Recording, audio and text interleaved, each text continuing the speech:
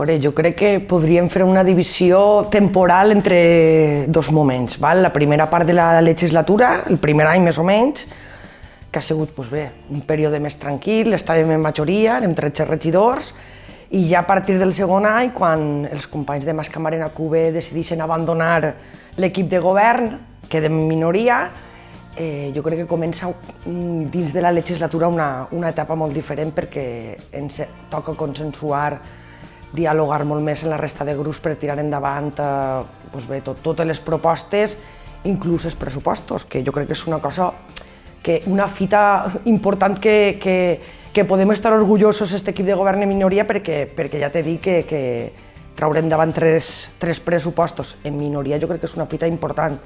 I després el resum podria ser, jo crec que hem aconseguit moure Bétera com feia moltes legislatures que els veïns i les veïnes de Bétera no veien.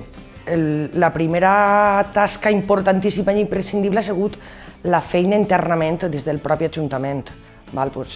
Modificar certes dinàmiques, marcar-se procediments que fins ara, tot i que eren els legals i els que s'haurien d'haver seguit, estaven una miqueta abandonats. I nosaltres el que hem fet primer és un període, durant prou de temps, un treball intern, un treball de fontaneria, que diguem nosaltres, i després ja hem començat a fer accions destinades a la millora de la ciutadania, infraestructures, bàsicament, esportives, culturals, parcs i jardins.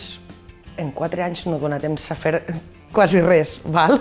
És molt de temps, però en realitat per a portar endavant i materialitzar un projecte, jo crec que, com t'he dit, com la primera part de la legislatura ha sigut una miqueta treball intern, després, quan et fiques a treballar externament, ja de cara a la ciutadania, com dic, se queda curt el temps. Però què quedaria? Per exemple, a nivell d'infraestructures esportives, acabar de rematar el camp de futbol, la pista d'atletisme, després a nivell de...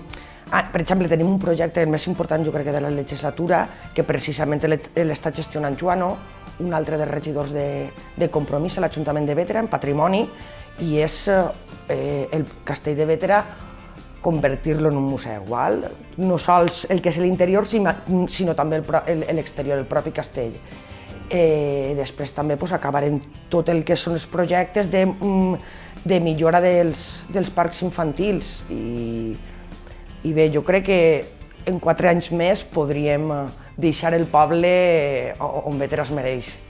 És difícil definir en poques paraules, però jo crec que una de les qüestions que la gent ha valorat ha sigut la proximitat i la sinceritat que demostrem els regidors cap als veïns i les veïnes de la localitat. No tenim cap problema en atendre'ls, és més, hem interioritzat que hem d'atendre als veïns i a les veïnes en reclamacions, en suggeriments, tant la part positiva com la part negativa. Jo crec que això és una cosa que la gent valora molt positivament, independentment després que la materialització dels projectes pugui agradar més o menys. Però el fet que els escoltem i que intentem entendre'ls i que en molts casos intentem portar endavant allò que ens proposen, jo crec que és una de les coses que més ha notat els veterans i les veteranes.